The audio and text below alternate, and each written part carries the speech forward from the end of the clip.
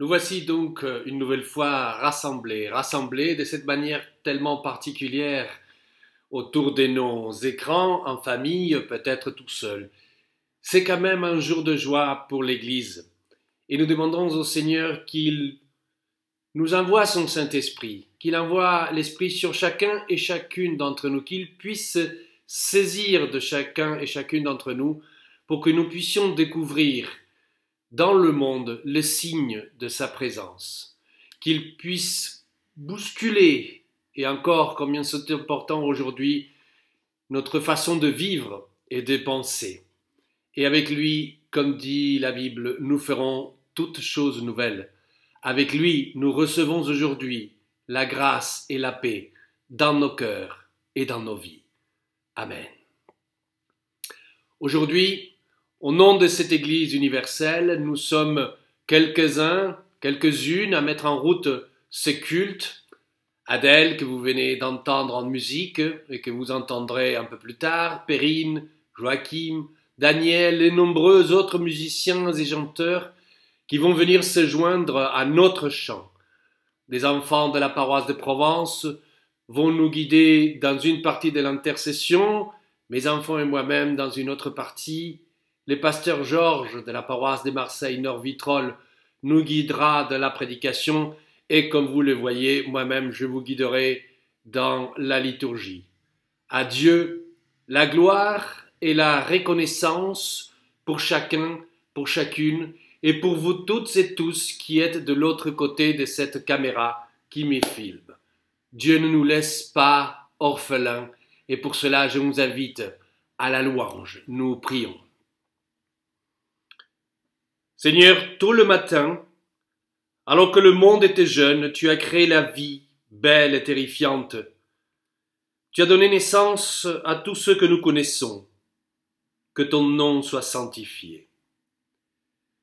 Tôt le matin, au moment où le monde l'attend le moins, un nouveau-né pleurant dans une mangeoire a annoncé que tu étais l'un de nous. Que ton nom soit sanctifié. Tôt le matin, entouré des menteurs respectables, des responsables religieux, des politiciens frileux et d'amis silencieux, tu as accepté la sanction pour avoir fait le bien, pour avoir été Dieu. Tu t'es chargé de la croix et tu en es mort. Que ton nom soit sanctifié. Tôt le matin, une voix dans un cimetière bien gardé et des traces de pas dans la rosée ont révélé que tu étais ressuscité, que tu étais revenu vers ceux et celles, pour ceux et celles qui t'avaient oublié, renié et qui avaient cherché à te détruire. Que ton nom soit sanctifié. Tôt le matin, en compagnie des 1000 couleurs de ton Église sur terre et dans le ciel, nous célébrons ta création, ta vie, ta mort et ta résurrection, ton attention à notre égard. Et c'est pourquoi nous te prions. Seigneur, apporte une vie nouvelle, là où nous sommes usés et fatigués. Un amour nouveau, là où nos cœurs se sont endurcis. Le pardon, là où nous nous sentons blessés, comme là où nous avons blessé. Et la joie et la liberté de ton Saint-Esprit, là où nous sommes prisonniers de nous-mêmes. Amen. Et nous chantons, guidés par Perrine et Joachim, mais vous pouvez tous chanter le psaume 36, Ô Seigneur, ta fidélité.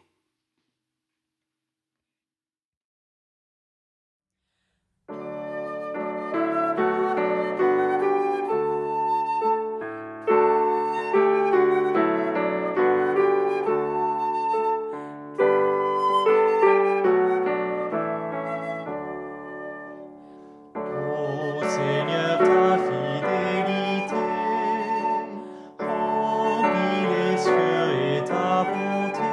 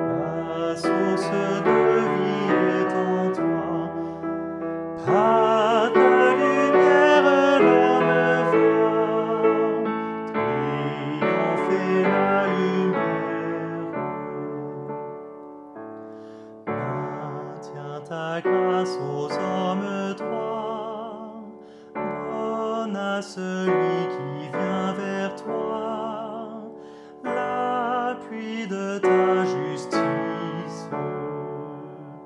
Garde-moi de tomber aux mains de ces méchants, de ces hautains, de peur que je faiblisse. Car ils voudraient chasser les tiens, les séparer de leur soutien, de leur seule assurance. Ces faits, tu les as renversés. Ils ne pourront pas se relever. Gloire à ta délivrance.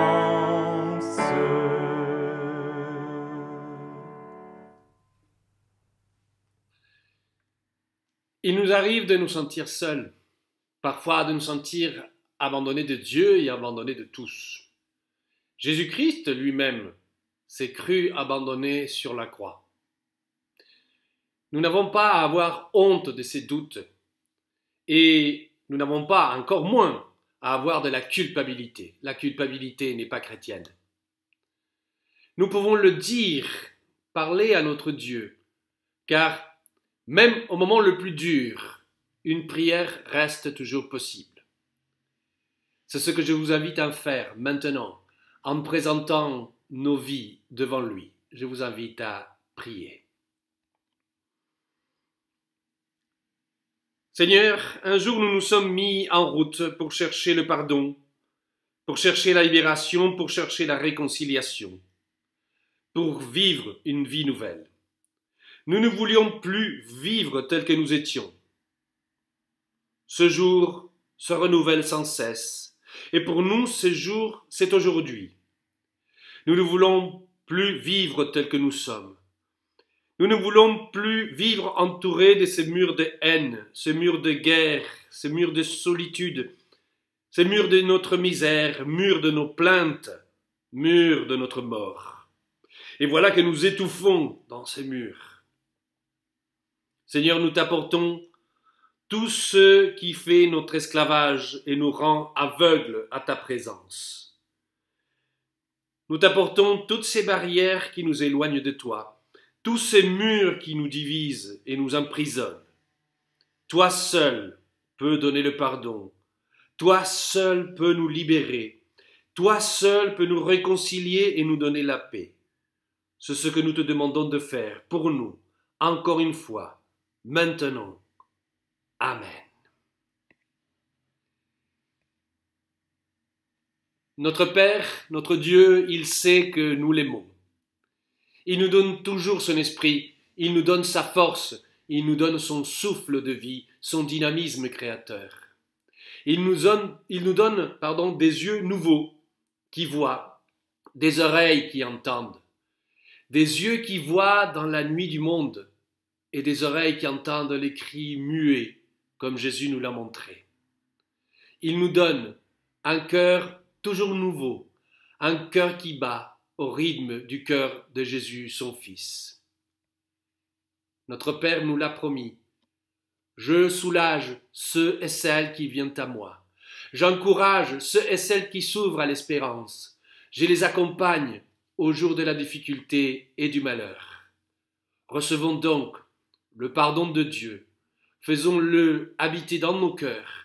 Laissons-le guider nos actions, nos paroles et nos pensées. Et chantons à Dieu, en signe de reconnaissance, le cantique « Ô prends mon âme » avec un collectif des chanteurs et musiciens du consistoire auquel nous allons nous joindre.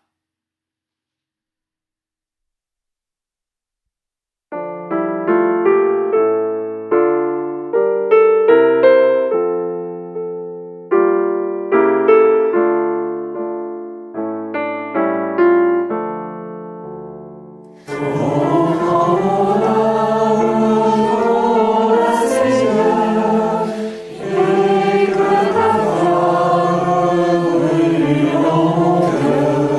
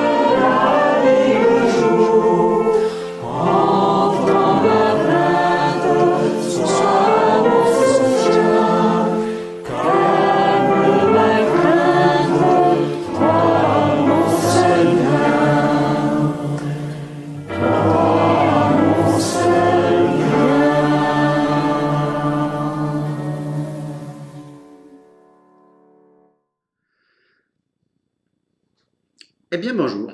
Le texte du jour, aujourd'hui, est dans l'Évangile de Jean, au chapitre 14, à partir du verset 15. Si vous m'aimez, vous obéirez à mes commandements, et moi je prierai le Père, et il vous donnera quelqu'un d'autre pour vous aider. Quelqu'un qui sera avec vous pour toujours. C'est l'Esprit de vérité. En effet, le monde ne peut pas le recevoir parce qu'il ne le voit pas et ne le connaît pas. Vous connaissez l'Esprit de vérité. Parce qu'il reste avec vous, il habite en vous. Je ne vous laisserai pas orphelin, je reviendrai vers vous. Dans peu de temps, le monde ne me verra plus. Vous me verrez, vivant. Ce jour-là, vous comprendrez que je vis dans mon Père et que vous vivez en moi et moi en vous. Si quelqu'un connaît mes commandements et leur obéit, il m'aime vraiment. Mon Père aimera celui qui m'aime et moi aussi j'aimerai celui qui m'aime et je me montrerai à lui.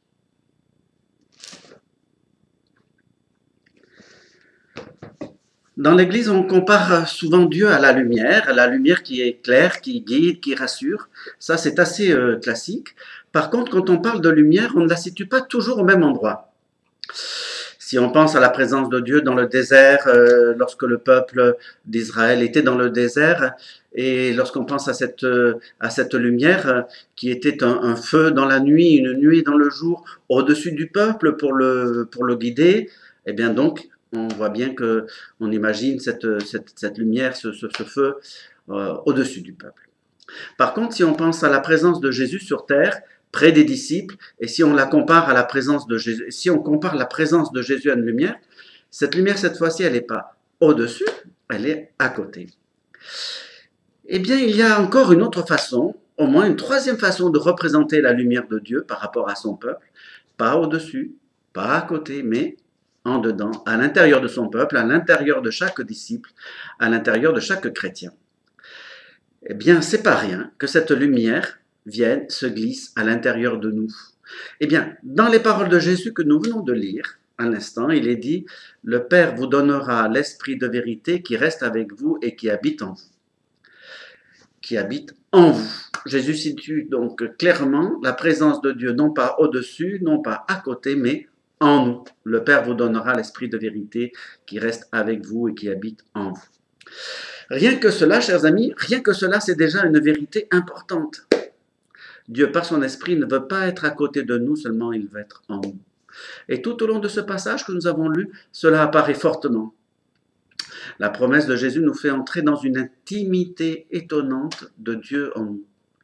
Une intimité étonnante de Dieu en nous. Moi, je suis tout émerveillé d'avoir à vous dire cela. Je trouve ça extraordinaire. Mais il faut s'arrêter quelques instants pour prendre un des mots-clés de cette parole de Jésus qui nous enseigne sur le Saint-Esprit. Un des mots-clés est tellement riche de sens et peut-être difficile à traduire qu'il y a certaines versions de la Bible qui ont pris le mot grec tel quel, voilà. Et dans la traduction œcuménique de la Tobe, par exemple, eh bien, il nous est parlé du paraclet. Le paraclet, donc en grec, parakletos, ça veut dire celui qui est appelé auprès d'eux. C'est un mot très large de sens, pourquoi? Parce que quand on appelle quelqu'un auprès d'une autre personne, ça peut être pour des raisons différentes, pour le défendre, donc c'est une sorte d'avocat, d'intercesseur, défenseur. Ça peut être pour l'aider, donc dans ce cas-là, le paraclet c'est un soutien, un assistant. Ça peut être pour consoler aussi, et dans ce cas-là, le paraclet, entre guillemets, le paraclet c'est un consolateur. Et donc voilà, une grande palette de sens, et on devine que ça va être formidable d'avoir un paraclet, un défenseur, un soutien, une aide, un consolateur, parce que c'est quelqu'un qui va être très riche en nous, et qui habite en nous en plus. Ceci dit, pour choisir un peu de ces différentes nuances de sens, on peut peut-être prendre l'option de se rappeler que Jésus est dans un contexte un peu dramatique. Il a déjà plusieurs fois annoncé à ses disciples qu'il allait prendre un chemin qu'ils ne pourront pas prendre. En quelque sorte, donc, il a annoncé déjà, bien sûr, sa mort. Et dans certaines tonalités du discours, les disciples sentent bien qu'il se passe quelque chose d'un peu d'un peu lourd quand même et d'important et ils doivent sentir cette ambiance tragique. Et donc c'est certainement pour cela que le Christ leur dit, je ne vous laisserai pas orphelins. Ça veut dire qu'ils vont perdre celui qui les a guidés pendant des années. Et c'est donc pour cela qu'il dit aux disciples, je vais vous donner, le Père va vous donner un autre consolateur. Ça pourrait nous étonner parce que nous, si on a besoin de l'Esprit en nous, pourquoi être consolé? Ben si. Déjà donc les disciples étaient dans ce contexte-là à l'époque, ils avaient peur de devenir orphelins, de perdre celui qui les avait guidés. Et puis il y avait une parole dans l'Ancien Testament, dans le livre d'Ésaïe, qui disait « Consolez, consolez mon peuple, parlez au cœur de Jérusalem, dites-lui que son combat est terminé. » Une telle consolation, c'est pas rien. Voilà, donc il y avait les disciples qui commençaient à sentir le besoin de consolation. Il y avait le peuple d'Israël qui attendait cette consolation depuis longtemps. Et puis moi, parfois, peut-être, dans ma vie, il peut m'arriver d'être obligé de vivre avec une blessure intime, avec une souffrance, avec une tristesse. Et si à ce moment-là, bien le Saint-Esprit, c'est une présence consolante en moi, eh bien, c'est un trésor. Donc, cette présence de l'Esprit est une présence intime qui habite en nous. Ensuite, cette présence de l'Esprit, ça peut être une présence consolatrice. L'Esprit Saint consolateur qui vient à nous. Mais dans tous les cas, j'ai envie de vous dire, c'est aussi et forcément une présence puissante. Puissante de bénédiction. Car ces paroles de Jésus qu'on lit parfois sans réaliser toute leur portée, ne parlent ni plus ni moins de la Trinité divine qui vient prendre place en nous. Et je vais vous dire pourquoi. Parce que nous avons lu tout à l'heure, dans les tout premiers versets, je prierai le Père, c'est Jésus qui parle, je prierai le Père, il enverra le Paraclet, l'Esprit de vérité. Donc c'est Jésus qui dit qu'il va prier le Père, et le Père qui va nous envoyer l'Esprit de vérité. Vous voyez se dessiner ici la Trinité. Le Père, le Fils et le Saint-Esprit, c'est-à-dire la plénitude de Dieu. Eh bien, l'Esprit Saint, ce Paraclet, lorsqu'il vient dans notre intimité, lorsqu'il vient nous consoler, il amène avec lui forcément cette présence complète de l'amour et de la présence de Dieu. On est donc dépositaire par le Paraclet, par le Saint-Esprit, on est dépositaire d'une présence infinie. Il y avait un passage dans un livre du pasteur Bourguet qui dit des mots sur cette Trinité. Le Père éternel aime le Fils et le Saint-Esprit. Le Fils éternel aime le Père et le Saint-Esprit. Le Saint-Esprit aime le Père et le Fils. Tout cela en une unité incompréhensible, sans séparation, sans confusion. Il en est ainsi d'une éternité à l'autre, sans commencement, sans fin, sans changement, sans diminution, sans qu'intervienne ni le temps, ni l'espace, ni tout autre événement extérieur. Eh bien, frères et sœurs, si c'est cette trinité d'amour infini qui se glisse en nous si nous le voulons bien, chaque soir, chaque matin, sans même que nous le réalisions, la plupart du temps, bien sûr, grâce au Paraclet, grâce à l'Esprit Saint, alors oui, on peut dire que cette présence est une présence intime, au cœur de notre vie, au cœur de notre être, une présence consolatrice, et parfois nous en avons bien besoin, et une présence puissante, puisqu'elle fait se glisser toute la présence de Dieu en nous. Alors oui, dans ce cas-là, nous ne serons jamais seuls, jamais abandonnés, jamais orphelins. Amen.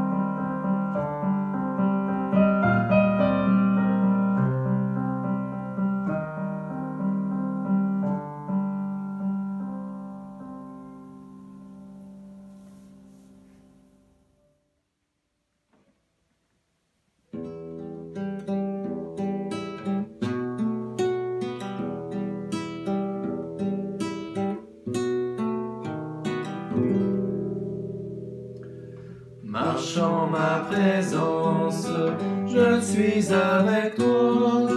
Lorsque tu avances, je prends ton chemin. Marche en ma présence, je te tiens la main. Chaque jour qui passe, chaque nuit qui vient.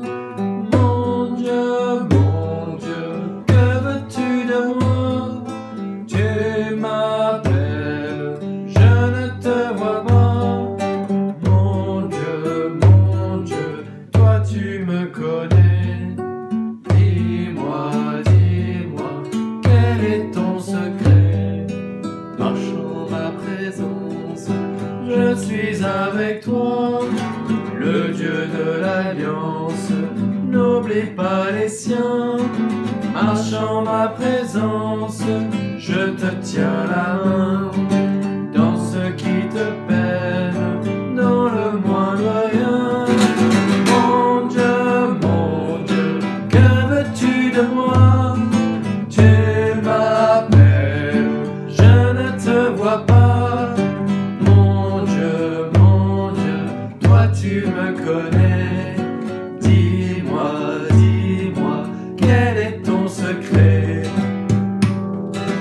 Marche en ma présence, je suis avec toi.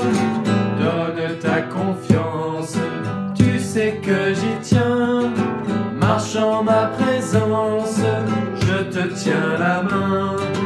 Ouvre-moi ta porte, tu n'auras plus faim.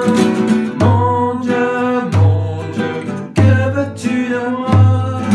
Tu m'appelles, je ne te vois pas. Mon Dieu, toi tu me connais. Dis-moi, quel est ton secret? Marche en ma présence, je suis avec toi. Entre dans la danse, n'attends pas demain. Marche en ma présence, je te tiens la main. Je deviens ton frère, je deviens ton pain. Mon Dieu, que veux-tu de moi? Tu m'appelles, je ne te vois pas. Mon Dieu, toi tu me connais. Dis-moi, quel est ton secret?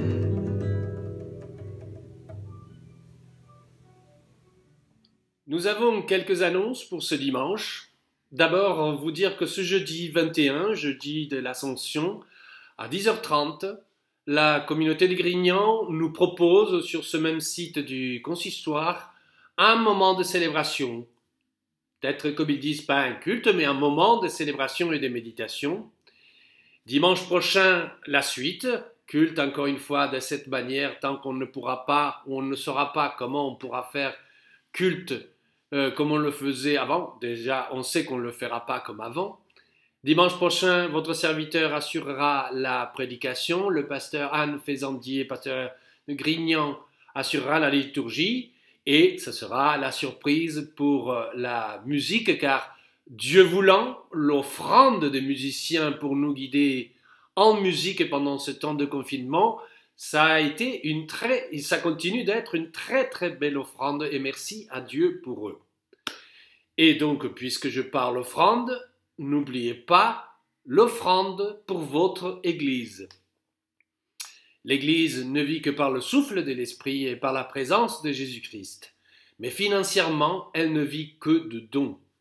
Et si bien nous ne pouvons pas apporter notre offrande comme d'habitude au temple, nous pouvons le faire en envoyant un chèque par la poste ou en faisant un don en ligne sur le site de votre paroisse préférée.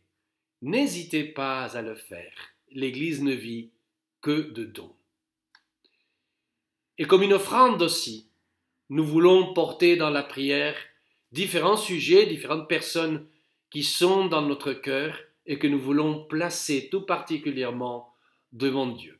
Ce sont les enfants qui nous inviteront aujourd'hui à la prière d'intercession. Je vous invite donc à prier. Seigneur Dieu, Bien que ce monde dépende de ta grâce, celles et ceux qui le gouvernent et s'en occupent sont de simples mortels. C'est pourquoi nous te prions pour celles et ceux qui évoluent dans les sphères du pouvoir, et dont nous apprécions ou craignons les décisions. Qu'ils tiennent toujours compte de ceux et celles qu'ils représentent, qu'ils décident avec courage et intégrité, et qu'ils résistent à la tentation d'abuser de la confiance que nous leur avons faite. Prions pour ceux et celles qui sont haut placés dans le monde de la finance, des affaires et de l'industrie, et dont les choix peuvent profiter à quelques-uns et appauvrir beaucoup. Qu'ils donnent toujours plus de valeur aux personnes qu'aux bénéfices, qu'ils n'imposent jamais aux pauvres des fardeaux qu'ils ne seraient pas prêts à porter eux-mêmes, qu'ils ne dissocient jamais l'argent de l'éthique, la propriété de leur responsabilité, qu'ils discernent et décident pour le plus grand nombre. Seigneur, ensemble, nous te prions pour tout ce que tu as fait et tout ce que tu nous as donné durant ces temps difficiles.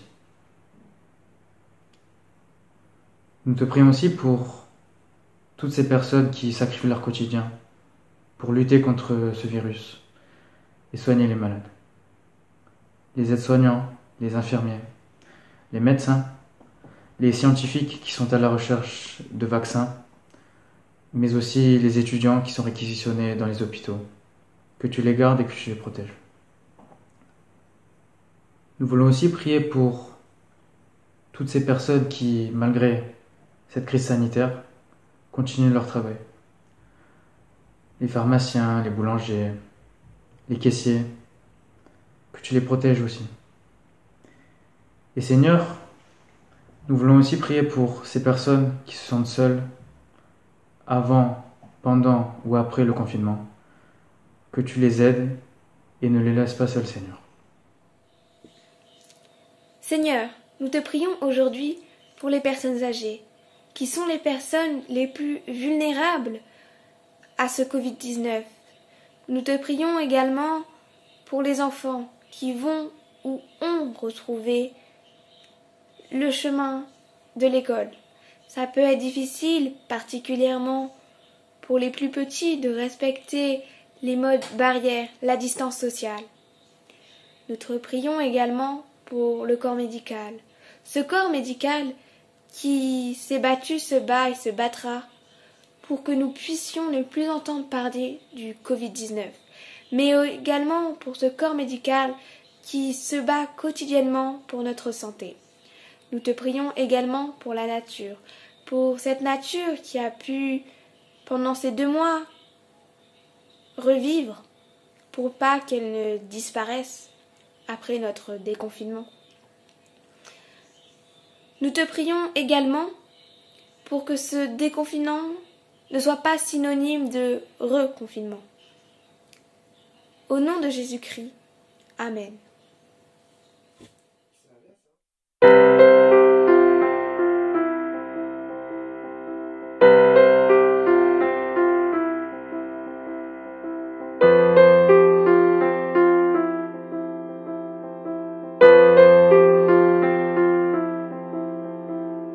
Notre Père qui es aux cieux,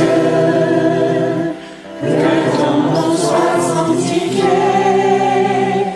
que